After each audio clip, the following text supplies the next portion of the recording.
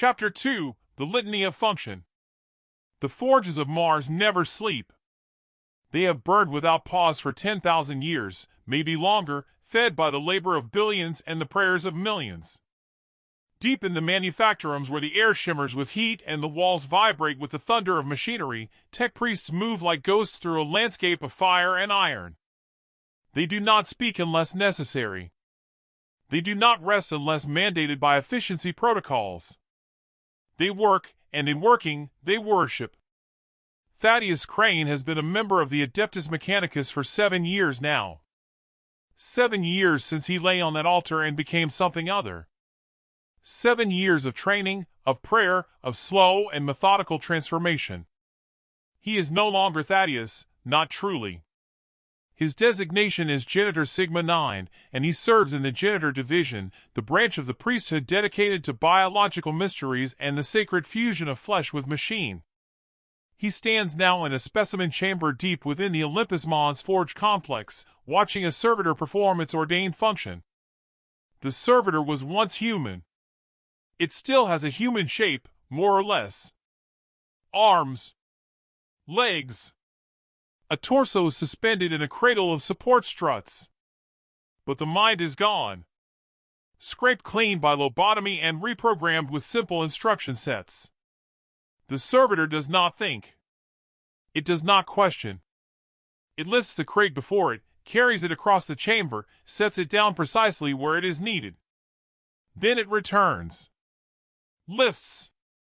Carries. Sets down.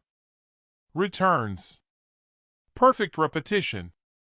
Perfect obedience. Perfect function. Genitor Sigma 9 records the servitor's performance metrics on his data slate. Efficiency rating, 97.3%. Well within acceptable parameters. The servitor's organic components are degrading, as they always do, but the rate is slower than predicted. Another 6 months before reclamation and recycling. Another 6 months of service to the Omnisia. He reaches out with his augmetic hand and touches the servitor's shoulder. The flesh there is cold and waxy, preserved by chemical treatments. The servitor does not react. Does not even register the touch. Its eyes, still organic, still human, stare at nothing. There is no one behind them. There has not been for a very long time. The Emperor protects, Genitor Sigma 9 murmurs, and he is not entirely sure why. It is not a prayer of the Mechanicus. It is something older, something from before his augmentation, a phrase his mother used to whisper when the lights went out in their half block and the sounds of violence echoed through the walls. He has not thought of his mother in years. The memory surfaces now like debris from a shipwreck, unexpected and unwelcome. He pulls his hand back. The servitor continues its work, unaware and uncaring. Genitor Sigma 9 turns away and exits the chamber, his footsteps ringing on the grated iron floor. The corridors of Olympus Mons are a maze of passages that stretch for kilometers in every direction. Some are wide enough to drive a Lehman Russ through. Others are so narrow that even a single tech priest must turn sideways to pass. All of them are marked with navigational runes and blessed with sacred oils, but even so, it is easy to get lost. The forge was not designed by human hands, or at least not entirely. Parts of it date back to the dark age of technology, before the collapse, before the age of strife. These sections follow geometries that make no sense, corridors that loop back on themselves or lead to chambers that should not exist according to any rational schematic. The tech priests know better than to question. They simply map what they can and avoid what they cannot. Genitor Sigma 9 navigates by memory and augmetic calculation, his optical implant tracking distance and orientation with perfect precision. He passes other members of the priesthood, each engaged in their own holy labors. A Lex mechanic repairs a cogitator bank, chanting the hymn of reactivation while sacred incense drifts from a sensor on his belt. A artisan works on a lost gun receiver, her mechadendrites moving with practiced grace as she aligns components to within micron tolerances. A Skitarii patrol marches past in perfect formation, their augmented bodies bristling with weaponry, their minds hardwired for war. None of them acknowledge him. It is not discourtesy. It is efficiency. Words are spoken only when necessary. The Mechanicus values silence. In silence, the machine god's voice can be heard more clearly. He arrives at his assigned laboratorium, a chamber filled with specimen tanks and genetic sequencers, where the mysteries of biological augmentation are studied and refined. This is his domain, the place where he has spent most of his waking hours for the past 3 years. The walls are lined with data stacks containing genetic templates, mutation profiles, compatibility matrices. In the center of the room stands a surgical altar much like the one where he was transformed, though this one is surrounded by more sophisticated equipment. Gene splicers, chromosome analyzers, neural mapping arrays. Today's task is routine. A batch of servitor candidates has arrived from the hive cities of Terra, criminals and debtors sentenced to redemption through service. They lie sedated in holding cells, waiting to be processed. Janitor Sigma 9 will evaluate each one, determining optimal augmentation patterns based on their physical characteristics and the Mechanicus's current labor requirements. Heavy lifters need robust musculature and reinforced skeletal structures. Precision workers need fine motor control and enhanced visual acuity. Combat servitors need aggression inhibitors removed and pain response eliminated entirely. He approaches the first cell. Inside, a man lies on a bare metal slab. Middle-aged. Scarred. The records indicate he was a gang enforcer in the Underhive before his arrest. Murder. Extortion. Trafficking in prohibited substances. The list of crimes scrolls across Janitor Sigma 9's visual display. None of it matters now. The man's past is irrelevant. Only his future function matters. Janitor Sigma 9 activates the cell's internal scanners, flooding the man's body with penetrating radiation that maps bone density, organ health, neural activity. The data compiles in seconds. Strong cardiovascular system. Dense muscle tissue. Significant scarring on the hands and forearms, consistent with combat experience. The brain scan shows elevated activity in the amygdala and reduced activity in the prefrontal cortex. Violent tendencies. Poor impulse control. Perfect for a combat servitor. He makes notations on his data slate, tagging the subject for aggressive augmentation protocols. The lobotomy will be deep, removing all capacity for independent thought but preserving combat reflexes and spatial awareness. The arms will be replaced with weapon mounts. The legs reinforced for stability under recoil. Armor plating grafted directly to the rib cage and skull. When the process is complete, nothing of the man will remain except meat and bone wrapped around a purpose. Janitor Sigma 9 moves to the next cell. A woman this time. Younger. The records are thinner. Debt bondage. She failed to pay her tithes to the administratum for 3 consecutive years. No violent offenses. No significant criminal history.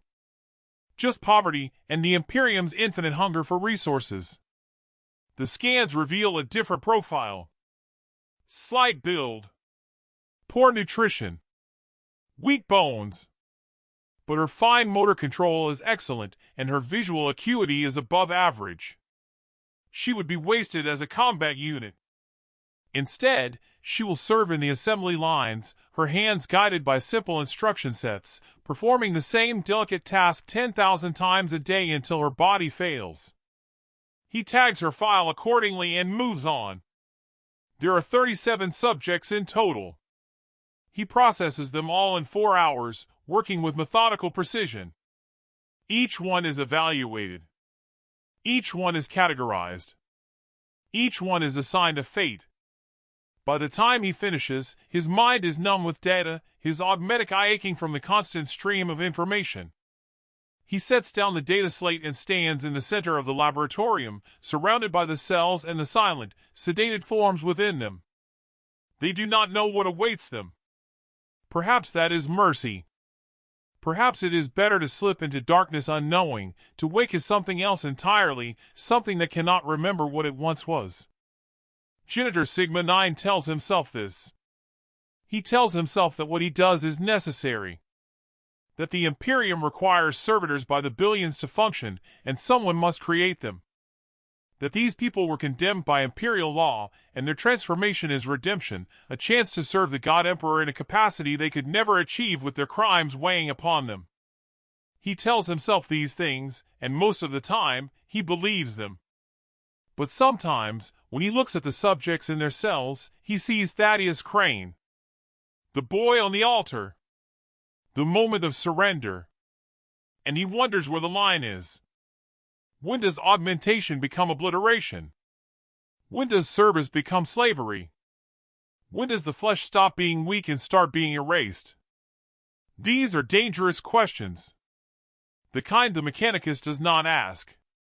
The kind that lead to doubt, and doubt leads to malfunction, and malfunction leads to the scrapyard or worse. He pushes the thoughts away and initiates the processing sequence. Automated systems hum to life.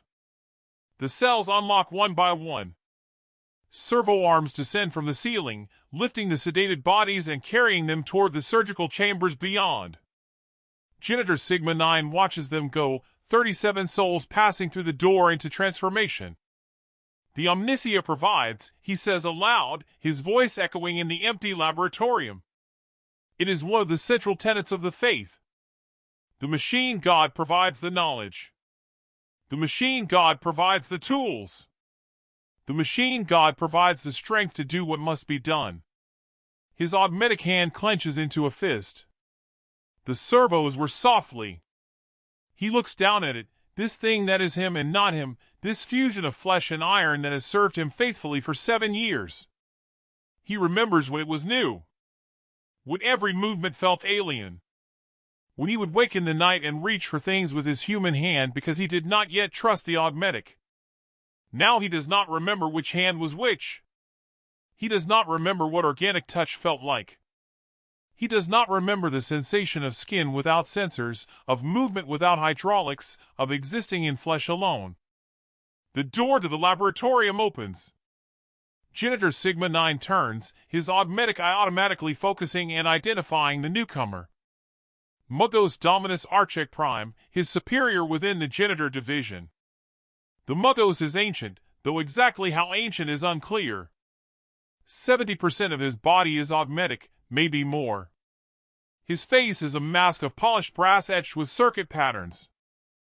His eyes are multi-lens arrays that glow with soft red light. When he moves, it is with the sound of perfectly maintained machinery, each joint oiled and blessed, each servo calibrated to precision. Janitor Sigma 9, the Muggos says, his voice emerging from a Vox unit deep in his chest. It sounds like grinding gears shaped into words. The processing queue is complete? Yes, Muggos. 37 subjects categorized and transferred to augmentation. Estimated completion in 72 hours. Acceptable. Archek Prime glides closer, his mechadendrites coiling and uncoiling behind him like steel serpents. You have served efficiently. Your metrics remain within optimal parameters. I serve the Omnicia, Janitor Sigma 9 replies automatically. Indeed. The Muggos tilts his head, the gesture oddly organic despite his mechanical nature. But efficiency alone does not concern me. I have observed irregularities in your behavior patterns. Hesitation. Extended processing times on certain subjects. Vocalization when none is required. The red eyes focus with uncomfortable intensity. Explain. Janitor Sigma 9's organic heart rate increases. His augmetic systems register the spike in stress hormones, the elevation in blood pressure. Malfunction. He is malfunctioning. The realization brings a surge of something that might be fear or might be shame. Muggos, there is no malfunction. My work meets all specifications. Your work is adequate. Your consciousness is not. Archek Prime extends one mechadendrite, the tip hovering centimeters from Janitor Sigma 9's chest. You retain too much flesh. Too much sentiment. These subjects trouble you. It is not a question.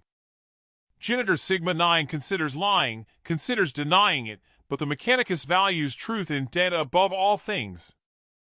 They were human once, Muggos. As we were. We are human still, Archek Prime says, but there is no conviction in the words.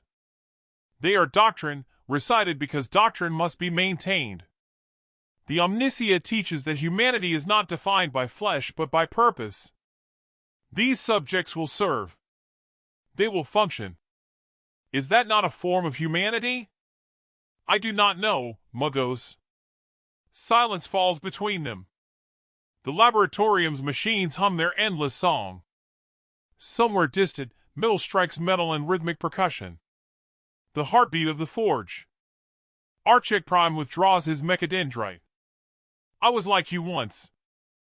47% organic. Still young enough to remember dreams. Still capable of doubt. He turns slightly, his gaze moving to the now empty holding cells. Do you know what I learned, Janitor? No, Muggos. That doubt is not a flaw. It is a measurement. It tells us how much flesh remains.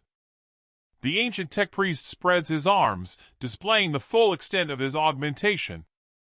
Each year, I replace more of myself. Each year, the doubt grows quieter. Soon it will be silent. Soon I will be perfect in function, untroubled by sentiment or memory. This is the path we walk. This is the promise of the Omnicia. Janitor Sigma 9 stares at his superior. At this being who is barely recognizable as human, who moves through the world as pure function wrapped in holy metal. Is that what you want, Muggos? To feel nothing? What? Archek Prime makes a sound that might be laughter, though the Vox unit distorts it into something harsh and mechanical. What is a function of flesh? Need is what matters.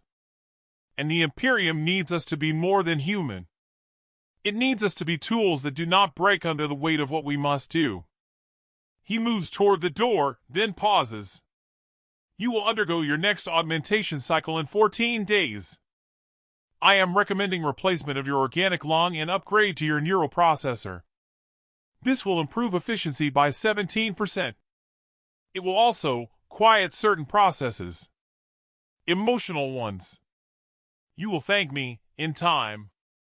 The door closes behind him, leaving Janitor Sigma 9 alone. 14 days. In 14 days, more of him will be cut away. More flesh rendered down and replaced with blessed steel.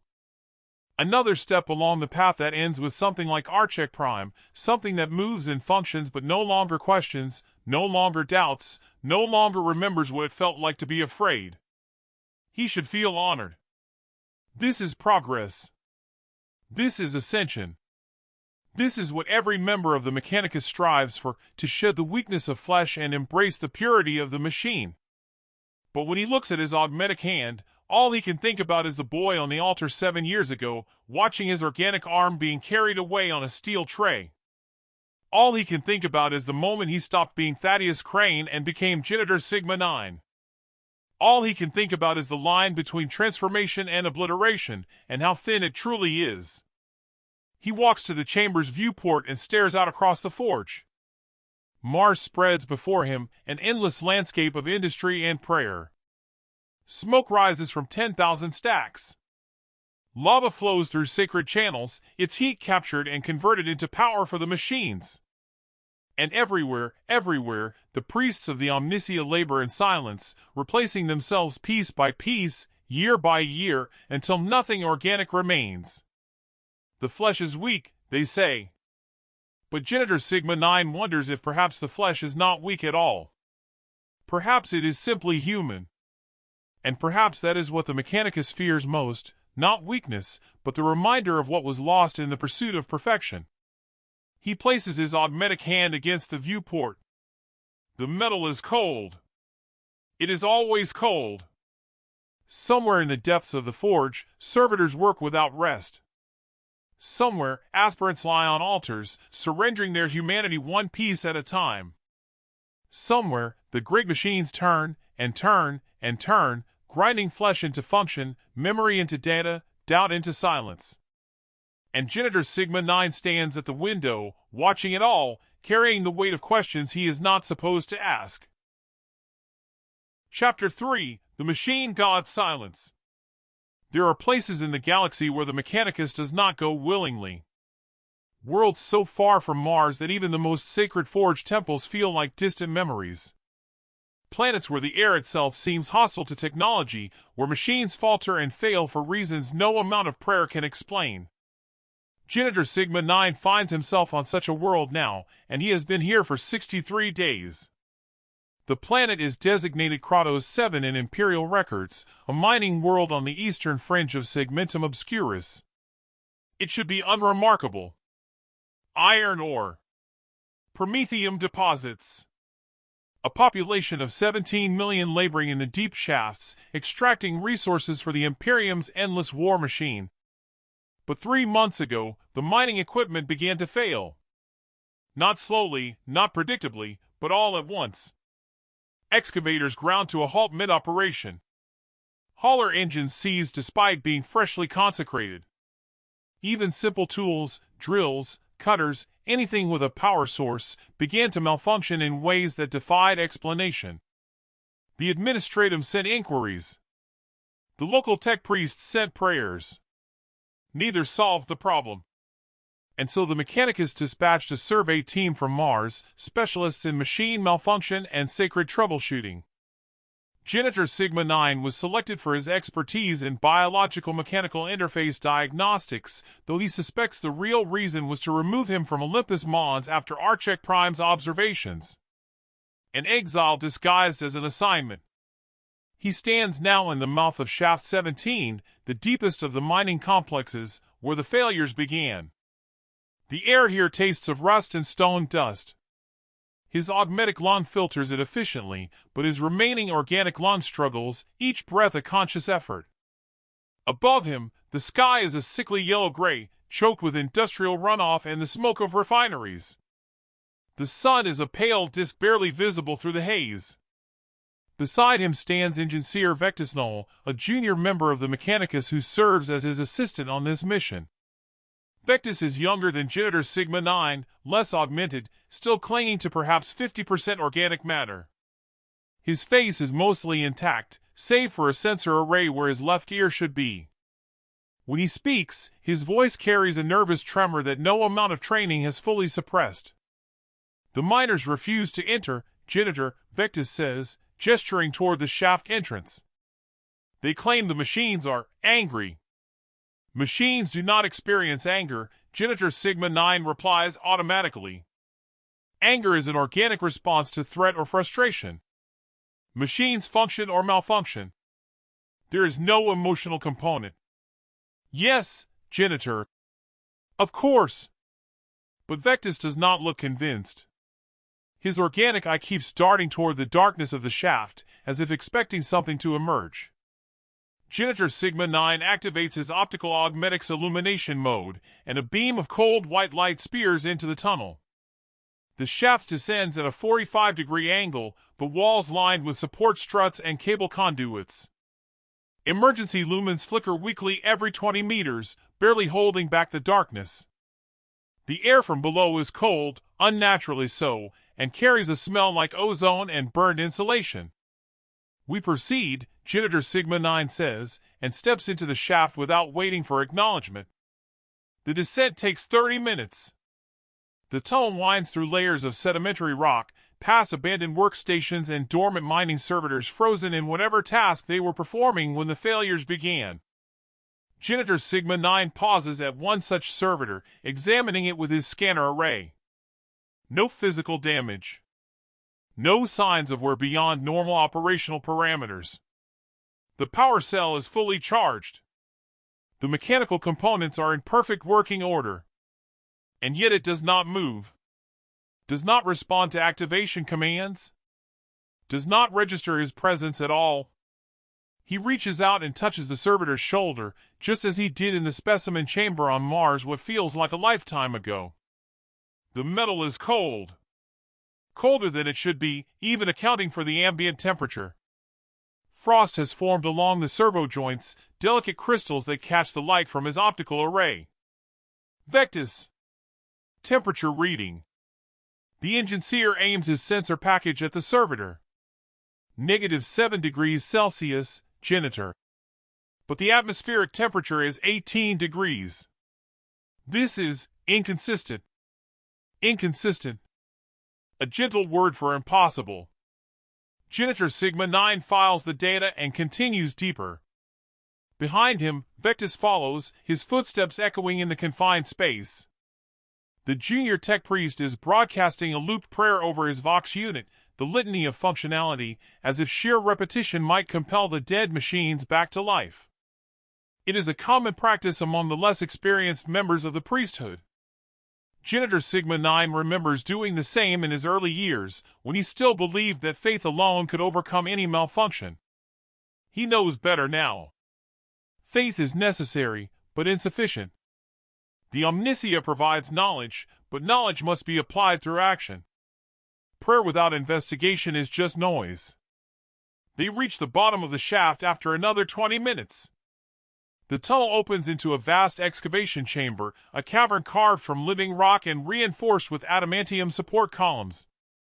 This is where the main extraction operations took place, where massive drilling machines and/or processors worked in concert to strip valuable minerals from the planet's crust. The equipment stands silent now, great hulking shapes in the darkness, their forms barely visible beyond the reach of Genitor Sigma 9's optical beam. He sweeps the light across the chamber. The machines are intact. No visible damage. No signs of Imperial sabotage or Xenos interference. They simply stopped, as if some invisible hand reached into their cores and extinguished the spark that made them function. His augmetic eye catalogs every detail, feeding data into his neural processor for analysis. Temperature, -12 degrees Celsius. Humidity, 37%. Electromagnetic readings, nominal. Radiation, within acceptable limits. Everything is normal. Everything is wrong. Vectis, initiate a full diagnostic on the primary excavator. I want power flow analysis, logic circuit integrity, machine spirit resonance. Everything. The engineer moves toward the nearest machine, a colossal drilling platform the size of a half block. His mechadendrites extend, interfacing with the excavator's access ports. Data begins to flow, scrolling across his visual display in streams of binary and high Gothic notation.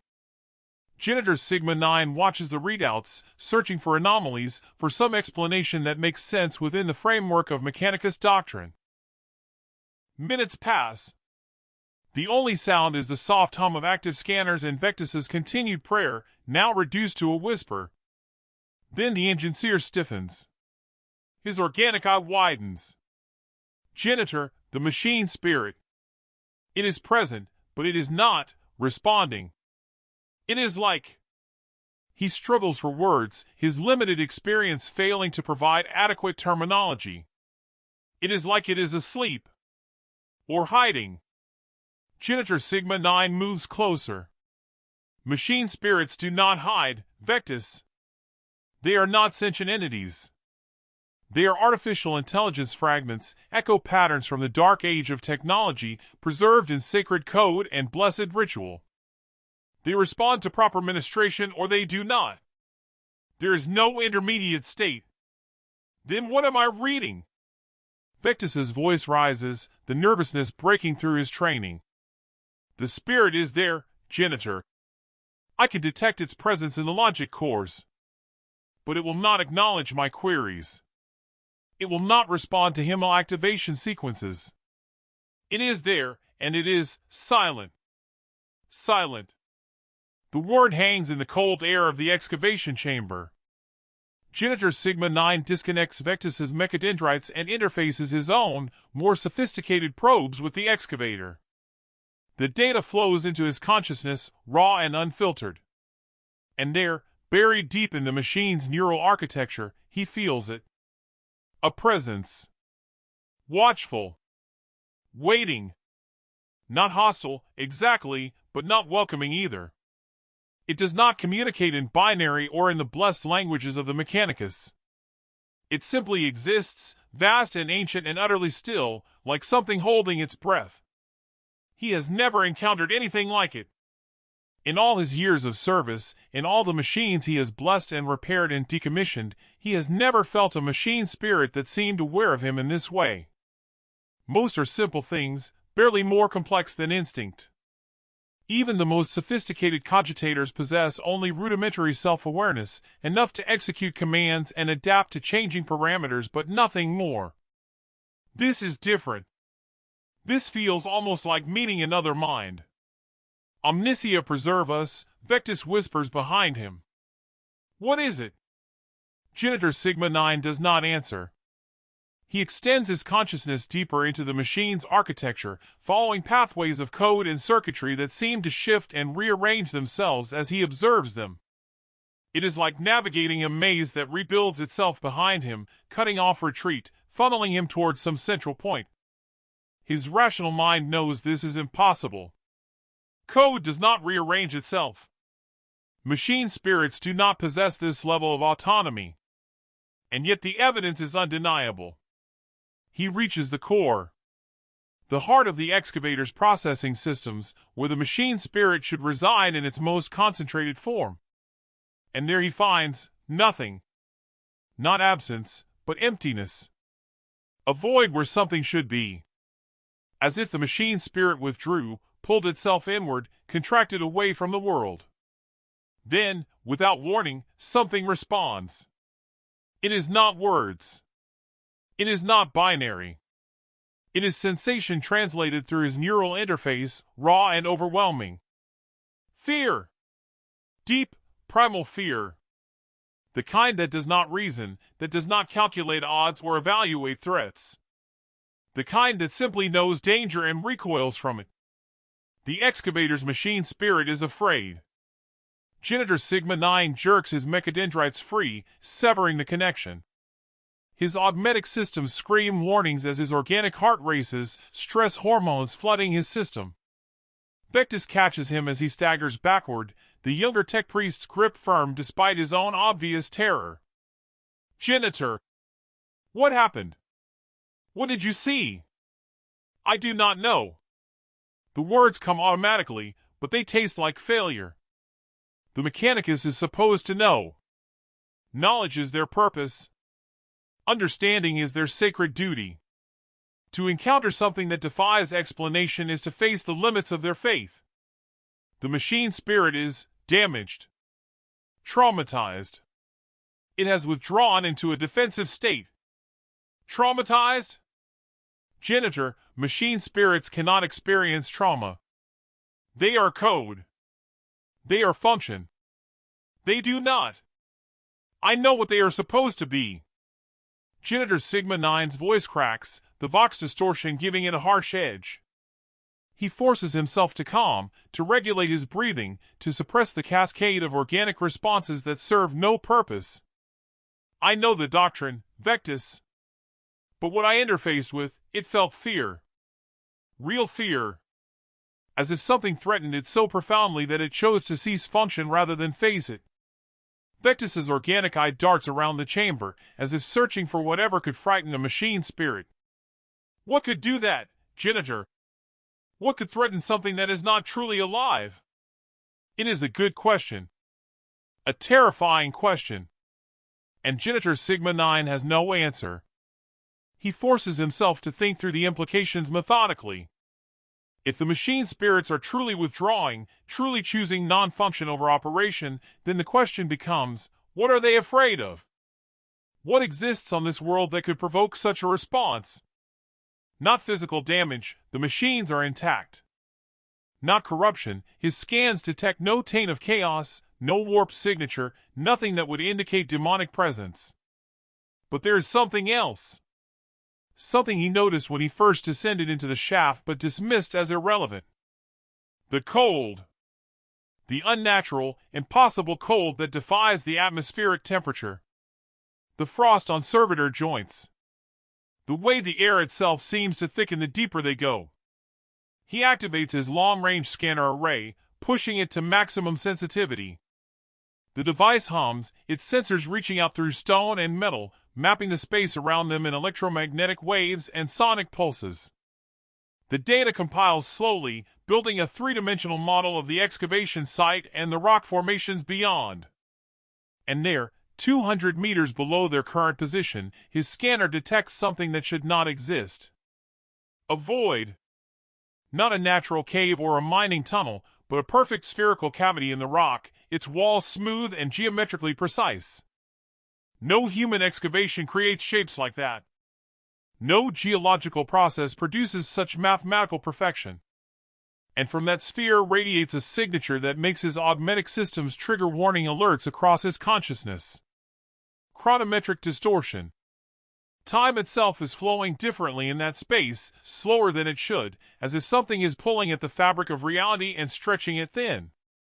Vectis, he says quietly. Recall the lore. What technology from the Dark Age could manipulate temporal flow? The enginneer's face pales. Even his augmented components seem to dim, as if the mere suggestion drains power from them. Janitor, there is no such technology. The sacred texts warn against temporal manipulation. It is forbidden knowledge. It is heresy even too. I did not ask about prohibition. I asked about capability. Vectis swallows, his throat clicking. The legends speak of devices. Stasis generators. Temporal anchors. Technology that could freeze moments, suspend decay, trap things outside the flow of time. But they were lost. Destroyed. The Omnicia forbade their use because they drew the attention of, he stops. His organic eye widens further. Oh, Omnicia preserve us. Say it. Things from outside. Things that exist in the spaces between moments. The legends say that temporal manipulation tears holes in reality, and through those holes, things can look in. Things that should not be perceived by human consciousness or machine logic. Things that exist in ways we cannot comprehend. Janitor Sigma 9 looks toward the floor of the excavation chamber, toward the rock that conceals the impossible sphere. And if such a device were activated here, if it were running for months or years, pulling at time itself, the machine spirits would feel it. Vectis finishes, his voice barely above a whisper. They would sense the wrongness. And they would be afraid. They stand in silence. Around them, the dead machines loom like monuments to forgotten purpose. The cold seeps deeper, frost now visible on the adamantium support columns, creeping up from below like a contagion. Janitor Sigma 9 knows what he should do. He should return to the surface. He should compile his findings and transmit them to Mars. He should request a full Mechanicus investigation team, perhaps even the attention of a Muggos Dominus or higher. He should follow protocol. But protocol exists for known problems. For malfunctions that fit within understood parameters. This is something else. This is a mystery that the Mechanicus might not want to acknowledge, because acknowledging it means admitting that there are technologies they do not understand, forces they cannot control, failures they cannot predict. And if the device below is from the Dark Age, if it is genuine archaeotech from before the fall, then it is sacred by definition. The Mechanicus does not destroy such artifacts. They preserve them. Study them. Attempt to replicate them, no matter the cost. He thinks of Muggos Archek Prime, 70% augmented, cold and efficient and certain. He thinks of what that certainty requires, a willingness to ignore doubt, to suppress questions, to function without hesitation. He thinks of the servitors in their cells, the aspirants on their altars, all the flesh rendered into function in the name of necessity. And he realizes that this is the same choice, worn down to its essential truth. Does he report what he has found, knowing it will be studied and categorized and probably reactivated despite the danger? Or does he act? Janitor? Vectis's voice trembles. What do we do? Janitor Sigma 9 looks at his augmetic hand. At the metal that has replaced flesh. At the perfect functionality that has slowly erased Thaddeus Crane. He thinks of the machine spirit's fear, transmitted through his neural interface like a scream in a language older than words. Perhaps the flesh is not the only thing that can suffer. Perhaps machines, in their own way, can know terror. And perhaps some duties are cursed not because they are difficult, but because they require you to choose between doctrine and conscience. We go deeper, he says finally. We find the device. We understand what it is and what it is doing. And then... He pauses, the words heavy with implications he has not yet fully processed. Then we decide. Vectis stares at him. Janitor, that is not protocol. We should report to. Protocol does not account for this situation. Protocol assumes machine malfunction can be resolved through proper administration. But if the machines themselves are choosing silence, choosing non-function to avoid something worse, then we are beyond protocol. We are in territory where doctrine has no answers. He begins walking toward the far end of the excavation chamber, where his scanner indicates a secondary shaft that descends toward the anomaly. His footsteps echo in the darkness. Behind him, after a long moment, he hears Vectis follow. The temperature continues to drop as they descend. -15 degrees. -20. The frost is thick now, coating every surface, turning their breath, even his augmetic lungs' exhaust, into visible clouds. The walls of the shaft glisten like they are carved from ice, though the stone beneath remains unchanged. And somewhere below, in a perfect sphere carved by technology that should not exist, something waits. Something that has been waiting for a very long time. Something that makes machines forget how to function and tech priests question everything they have been taught. Janitor Sigma 9 descends into the dark, carrying his doubt like a relic, wondering if he will emerge from this shaft the same person who entered it, or if, like the machines around him, he will find silence easier than truth.